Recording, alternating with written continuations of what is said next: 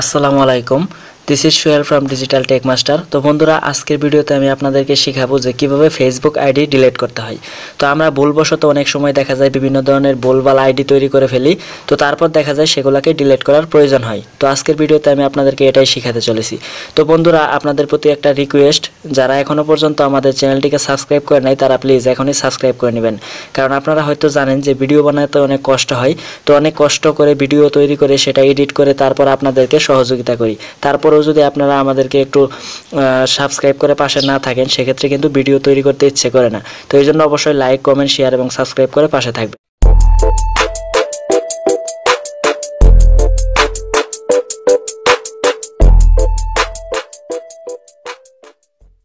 Welcome back. তো friends, আমি এখন সরাসরি অ্যাপটি ওপেন করব।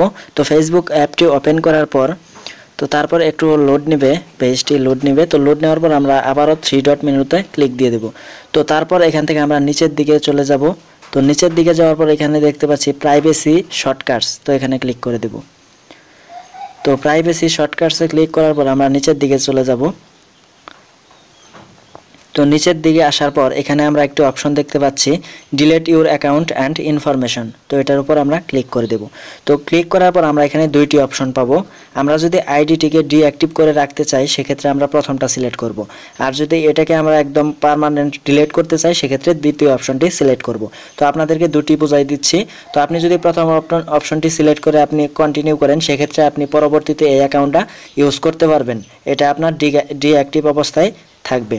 আর যদি সরাসরি ডিলিট করতে চান সেক্ষেত্রে নিচের অপশনটি আপনারা সিলেক্ট করে দিবেন এবং তারপর কন্টিনিউতে ক্লিক দিয়ে দিবেন। তো কন্টিনিউতে ক্লিক করার পর এখানে একদম নিচে আমরা দেখতে পাচ্ছি ডিলিট অ্যাকাউন্ট।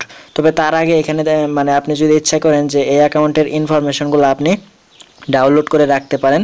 তো আমি এগুলো ডাউনলোড করব না, যেহেতু এটি আমার একটি ভুল আইডি ছিল, এই জন্য আমি এটিকে ডিলিট করে দেব। তো আপনারা ইচ্ছে করলে এখান থেকে ডাউনলোড ইনফোতে ক্লিক করে আপনারা এই ইনফরমেশনগুলোকে ডাউনলোড করে রাখতে পারেন। তো আমি ডাউনলোড করব না, এই জন্য সরাসরি ডিলিট অ্যাকাউন্টে ক্লিক করে দিচ্ছি।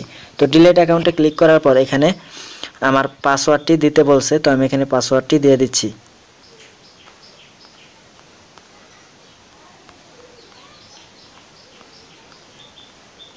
তো আমি পাসওয়ার্ডটি টাইপ করে দিয়ে দিলাম। তো এখন আমি কন্টিনিউতে ক্লিক দিয়ে দেব।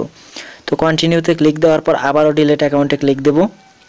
তো ডিলিট অ্যাকাউন্টে ক্লিক দেওয়ার পর এটিকে বলছে যে নেক্সট 30 দিনের মধ্যে আমার অ্যাকাউন্টটি ডিলিট হবে।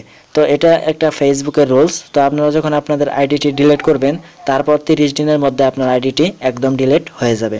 তো এই ছিল আজকের ভিডিও। তো বন্ধুরা, আপনাদের প্রতি একটাই রিকোয়েস্ট, আপনারা প্লিজ আমাদের চ্যানেলটিকে সাবস্ক্রাইব করে আমাদের পাশে থাকবেন।